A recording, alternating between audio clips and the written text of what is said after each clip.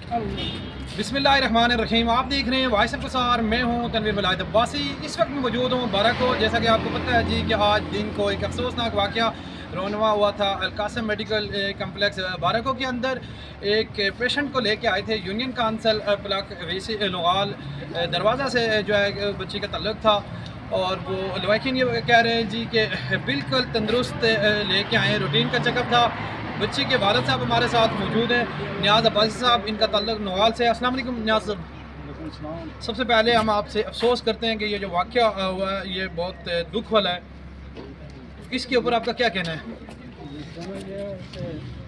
इंसाफ चाहिए। ये जो है बच्ची ठीक ठाक आई है, यहाँ जब आगे हॉस्पिटल में आई है तो इसने खाना भी खाया, पानी पिया, बैठी रही है, अपनी मम्मी के साथ बातें की है। तो करने के बाद फिर करके हॉस्पिटल वालों ने बोला कि भाई अपने पैसे पहले जमा करवा दो 80,000 रुपये।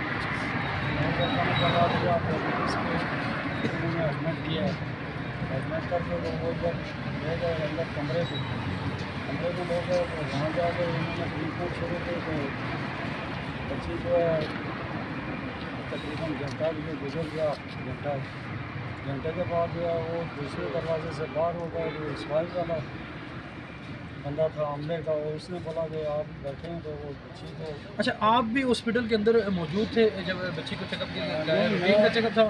रूटीन का था, लेकिन मैं मौजूद नहीं था। उसका वो यानी देर या जो भी साथ अटेंडेंट आया था वो मौजूद था? उसका था, और उसकी जो है भाभी थी, मतलब वो थे, और अम्मी उसकी थी, मेरी वाइफ थी, उसकी अम्मी जो है।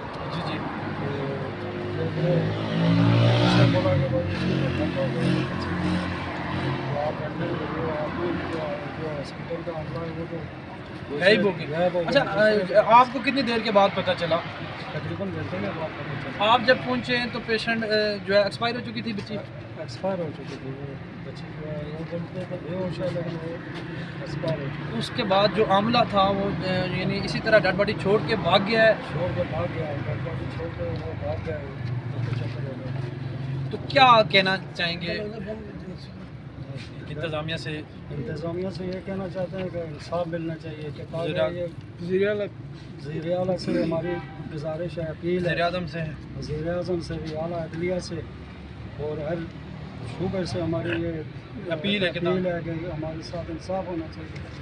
तो ये बच्ची जो है हमारी आज इसके साथ ये हादसा हुआ था, दूसरे के साथ भी इस तरह होगा।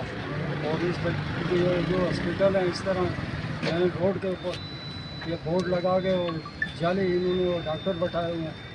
और ये मतलब इस तरह पैसे तोड़ने के चक्कर में लेके वो जब ये वाक़या हो जाता है और ये भाग जाता है। लिहाजा हमारी ये गुजारिश है कि इससे लोगों को इंसाफ के पिटारे में खड़ा होना चाहिए। पैसे जो लिए हैं उन्होंने 1,20,000 ले लिया, और बाकी बोलते थे और भी आपको इतने जमा कराना पड़ेगा। तो जब ये चक्कर हो गया और वो भाग गए तो पैसे भी लेकर चले।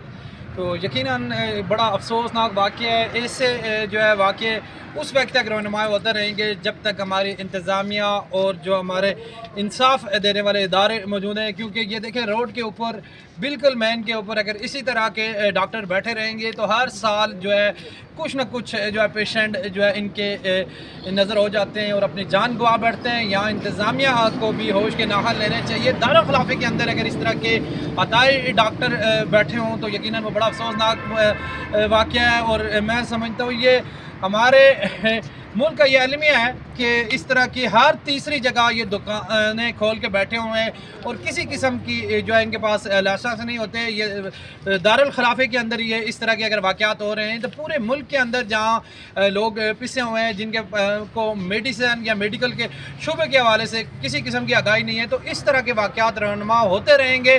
तो इनका यही कहना है जी कि वज़ीर आज़म शहबाज शरीफ, वज़ीर आला जो है मरियम नवाज़ और दीगर जो इंसाफ फराहम करने वाले इदारे हैं कि इनके साथ इंसाफ हो और इनकी बच्ची का जो है एक ना सिर्फ बच्ची का बल्कि उसके बच्चे का भी कत्ल हुआ है, 2 कत्ल हुए हैं। और सख्त से सख्त जो है ऐसे लोगों के साथ कार्रवाई की जाए ताकि आइंदा इस तरह के वाक़यात रहनुमा ना हो।